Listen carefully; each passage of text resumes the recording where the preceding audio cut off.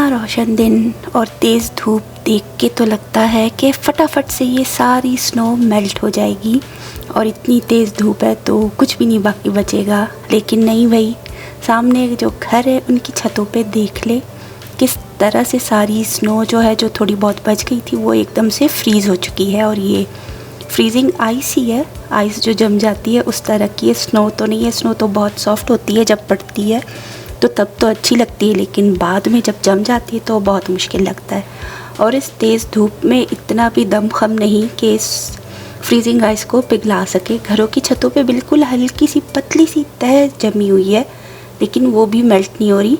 लेकिन खैर, ये तो भी थोड़ा सुबह का टाइम था, नाश्ता वाश्ता करने के बाद का टाइम है। बाद में जो है दोपहर तक हल्की हल्की मेल्ट हो रही थी, लेकिन शाम होने तक जब मौसम फिर से ठंडा हो जाता है, टेम्परेचर गिर जाता है, तो ये वापस जमने लगती है। और इस साइड के घरों को भी देख लें, यहाँ के कुछ घर है जिनकी छतों पे जो है उतनी धूप नहीं लगती, तो अक्सर ही घरों की जो छत है, जो उनके गैराज है, उन पे बहुत सारी स्नो पड़ी हुई है, लेकिन ये कि बाकी हद तक मेल्ट हो चुकी है।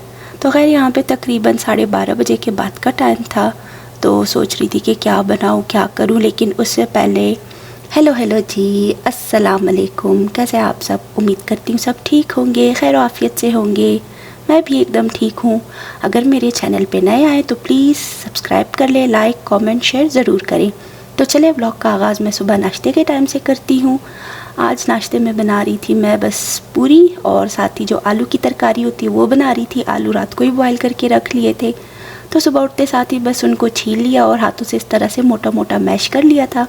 पैन में ऑयल डाला, ज़ीरा मेथी दाना डाला और साथ ही मैश किए हुए आलू डाल दिए, और उनको थोड़ा सा फ्राई करने के बाद ऊपर से जो है बस मसाले डाल रही हूँ। नमक, लाल मिर्च, हल्दी, ज़ीरा, कुटा हुआ धनिया, चाट मसाला और थोड़ा सा ताजिन मसाला भी शामिल किया कि उससे जो है थोड़ा खट्टा खट्टा टेस्ट आता है। साथ ही चाय भी बॉयल हो रही थी, तो उसकी आंच धीमी कर दी ताकि वो बॉयल होती रहे अच्छी तरह से, एकदम कड़ के जो है ना कड़क सी चाय बन जाए। तो यहाँ पे आलू की तरकारी की तैयारी कर रही थी, मसाले डाल के बस इसको अच्छी तरह से मिक्स किया थोड़ी देर और मसालों के साथ फ्राई करने के बाद, और साथ ही थोड़ी कलौंजी भी डाली थी। हाँ, कलौंजी का टेस्ट और कलर भी इस तरह से जो दाने आते हैं वो भी आ जाए। तो बस फिर मिक्स किया मसालों के साथ ही, और थोड़ा सा पानी इसमें शामिल कर दिया जिस हिसाब से मुझे थोड़ी ग्रेवी जैसी चाहिए थी, तो उस तरह से बना ली और हमारा नाश्ता तैयार हो चुका था। पूरियों के लिए जो सिंपल सा आटा है हमारा, जो रोटियां बनाती हूँ, उसी को मैंने यूज़ किया। कोई मैदा वगैरह कुछ नहीं, ना ही स्पेशल आटा गूंदा, बस इसी तरह से गरम तेल में डाल के ये पूरियाँ तल ली थी। तो हमारा नाश्ता रेडी हो चुका था। बस फिर नाश्ता करेंगे गर्मा गर्म ये आलू की तरकारी और पूरी और साथ ही कड़क चाय। तो सर्दियों में ये नाश्ता और भी मज़े का लगता है, लेकिन बहुत हैवी लग रहा था, शाम तक भी इतना हैवी था कि पता नहीं क्या कुछ खा लिया, लेकिन इतना सही नाश्ता काफ़ी हैवी लग रहा था। तो यहाँ पे सब कुछ रेडी हो चुका है, और हम देसी लोगों के खाने पे जब तक ऊपर से ये तरी ना आए तो अच्छा ही नहीं लगता खाना। तो बस फिर उसके बाद सब चीज़ें टेबल पे ले आई, नाश्ता सेट कर लिया था, अपनी प्लेट में निकाला, अचार भी डाला। तो अचार के साथ तो बहुत मज़ा आता है। पाकिस्तान में तो हलवा पूरी का नाश्ता जो बाहर से मिलता है वो तो बहुत अच्छा होता है, बहुत मज़े का लगता है।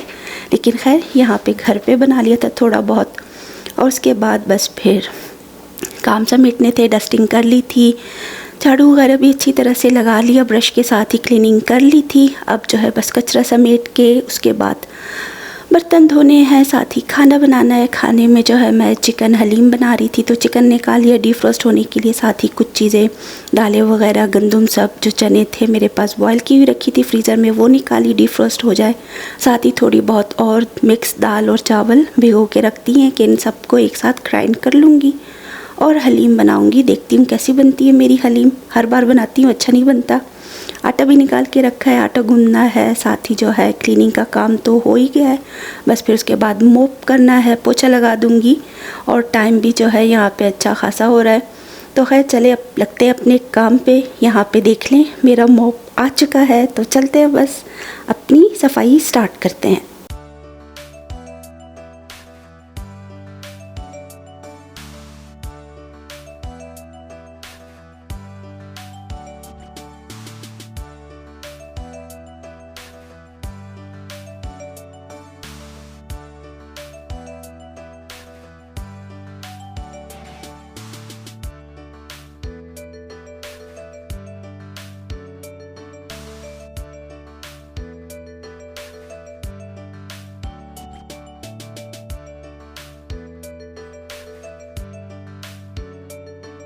खैर बस अब बाकी काम समेट लिए हैं तो खाना बनाना स्टार्ट करती हूँ।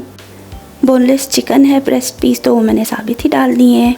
पैन में इसको जो है इंस्टेंट पॉट में डाल के फ्राई करी हूँ अच्छी तरह से। जिंजर गार्लिक पेस्ट शामिल करूँगी और इन सब चीज़ों को थोड़ी देर और भुनने के बाद बस कुछ स्पाइसेस शामिल करने हैं। घर के मसाले शामिल कर दूँगी, नमक, लाल मिर्च, हल्दी, ज़ीरा, धनिया पाउडर और साथ ही जो है गरम मसाला, काली मिर्च पाउडर, थोड़ा सा जो है मेरे पास कुछ अरेबिक स्पाइस है वो मिक्स, उसमें पता नहीं कौन कौन से स्पाइस मिक्स हैं तो वो भी मैंने शामिल कर दिया। चाट मसाला भी शामिल कर दिया और इन सबको एक साथ अच्छी तरह भून लूँगी चिकन, ताकि एकदम थोड़ा सा भुन जाए, स्पाइसेस की खुशबू, टेस्ट वगैरह सब उसमें जो है रच बस जाएगा। तो उसके बाद फिर इसमें पानी शामिल करके इंस्टेंट पॉट का ढक्कन बंद कर देना है ताकि अच्छी तरह से कुक हो जाए, गल जाए। फिर उसके बाद बाकी का काम करूँगी। तो यहाँ पे सारी चीज़ें अच्छी तरह से शामिल हो चुकी हैं, बस थोड़ी भुनाई करनी है और उसके बाद इंस्टेंट पॉट का ढक्कन बंद हो जाएगा और हमारी चिकन आराम से गल जाएगी।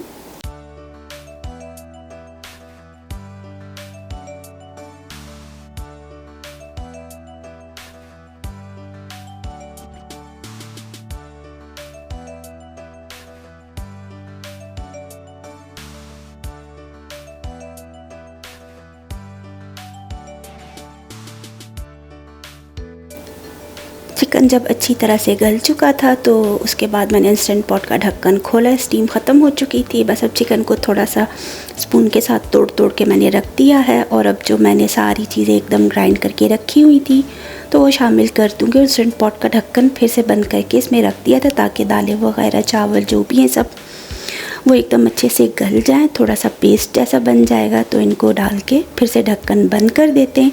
लेकिन ये कि इस इंस्टेंट पॉट में जो है जगह तंग पड़ रही थी, तो उसके बाद जब मैंने दोबारा से ढक्कन खोला तो उसको मैंने अलग पैन में निकाल लिया और अब इसको घोटा लगा रही हूँ चम्मच के साथ ताकि चिकन के जो पीसेस बच गए थे तो वो एकदम से मिक्स हो जाए। चिकन को मैंने थोड़ा सा निकाल के श्रेड भी कर लिया था चम्मच के साथ ही, चम्मच के साथ ही कर लिया था, तो एकदम अच्छे से सॉफ्ट था, गल चुका था तो ईज़िली हो गया। बस अब इसको अच्छी तरह से मिक्स करके ऊपर से तड़का लगाना है। तड़के में बस ऑयल थोड़ा सा गर्म किया, उसमें नमक, कुटी लाल मिर्च डाल के बस थोड़ा सा भुना और थोड़ा पानी शामिल किया कि मसाला जल ना जाए। और इसको फिर मैं हलीम में मिक्स कर दूँगी। थोड़ा चाट मसाला भी शामिल किया, भूल जाती हूँ ना वीडियो बना के, फिर उसके बाद याद आता है क्या क्या शामिल किया था। तो खैर यहाँ पे तड़का बन चुका है तो अब इसको हलीम के ऊपर डाल के इसको अच्छी तरह से मिक्स करते हैं तो हमारा बस फिर खाना रेडी हो जाएगा।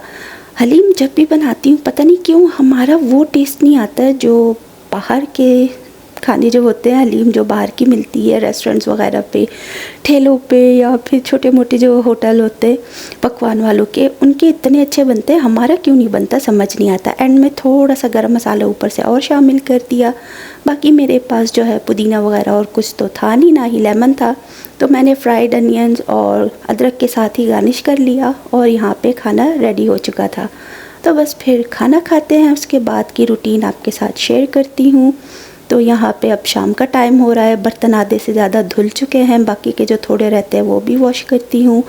और बाहर देख लें हल्का हल्का सा अंधेरा हो रहा है, इस तरह से बिल्कुल एक नीलाहट सा मंज़र होता है, कलर जो है इस तरह से आता है इस टाइम पे। तो खैर मौसम बाहर फिर से वही ठंडा ठंडा है, स्नो जो है वो मेल्ट होके अब दोबारा से जम चुकी है और बहुत ही स्लिपरी हो रही है। तो थोड़े बर्तन यहाँ पे भी रखे ड्राई होने के लिए, गार्बेज भी निकाल के रखना है। तो खैर बस फिर उसके बाद जब रात को मैं ऊपर गई तो देखा कि 6-7 गाड़ियाँ खड़ी और पुलिस कार्स की लाइट्स ऑन हो रही थी। तो अच्छी खासी पुलिस कार आई हुई थी, 5 तो ऐसी लाइट वाली थी वाइट कार्स जो हैं, 2 इस तरह से सादा गाड़ियाँ थी, लेकिन ये उनमें भी लोग थे, पुलिस टाइप के थे। तो खैर अच्छी खासी पुलिस गई हुई थी उस घर में। और वो लेडी को मैंने हमेशा देखा है अपने बच्चों को स्कूल वगैरह ड्रॉप करने जाती हैं, 2 बच्चे उनके, तो खातून तो बच्चों के साथ गाड़ी में बैठ के चली गई, पुलिस ने उनको बिठा दिया। उनका हस्बैंड यहाँ पे जो है बाद में देखा तो वो निकल आया था बाहर और बिना जूतों के, बिना शर्ट के, वो बिल्कुल ही कोई जैकेट कोई कैप कुछ नहीं, इस ठंड में बाहर आया था और पुलिस वाले से बात कर रहा था। पता नहीं क्या इशू हुआ था, शायद कोई मसला हुआ है, झगड़ा। तो यहाँ पे इस तरह से पुलिस ऐसे मामलों में आ जाती है। खैर देसी आदत है ना, तो विंडो के पास बैठ के अक्सर ही देखती है और मुझे हर चीज़ जो है ना उस पर नज़र रखने की आदत हो गई है, क्या हुआ, कौन आया। खैर बंदे बेचारे पे तर्स भी आ रहा था कि इतनी ठंड में वो इस तरह से बाहर निकला है और स्लिपरी हो रही रोड, बहुत आइस जमी हुई है, तो पुलिस वाले भी बेचारे स्लिप हुए जा रहे थे। तो ये बंदा भी नंगे पैर आया था, तो थोड़ा बहुत ये भी स्लिप हुआ जब वापस अपने घर की तरफ जा रहा था। लेकिन ये अच्छा है कि यहाँ पे ज़रा कुछ हो पुलिस बुला लेते, या फिर औरत पे कुछ हो या बच्चों के साथ कुछ हो तो फ़ौरन से पुलिस आ जाती है। और 6-7 गाड़ियाँ थी, तो सोच ले कि कितना मसला इनके लिए होगा। खातून तो चली गई, बच्चों को गाड़ी में बिठा के काफ़ी देर पुलिस से बात करती रही, वो चली गई। उसके बाद पुलिस खड़ी थी। बाद में जब पुलिस की कार जाने लगी तो ये बंदा भी घर से निकल आया, तो एक पुलिस कार रुक चुकी थी। खैर बस इसी के साथ मैं अब आप सबसे इजाज़त लेती हूँ। उम्मीद करती हूँ मेरा व्लॉग पसंद आएगा, तो मैं आप सबसे मिलूँगी अगले व्लॉग में। फ़िलहाल के लिए मुझे इजाज़त दीजिएगा, और आप सबका बेहद शुक्रिया कि आप लोग मेरे व्लॉग पसंद करते हैं। मेरी अच्छी बुरी हर तरह की रेसिपीज़ जो कुछ मैं शेयर करती हूँ, अपनी रूटीन शेयर करती हूँ, आप लोगों को बहुत पसंद आती है। तो आप सब अपना ख्याल रखिएगा और मिलेंगे अगले व्लॉग में। फ़िलहाल के लिए इजाज़त दीजिएगा। अल्लाह हाफ़िज़।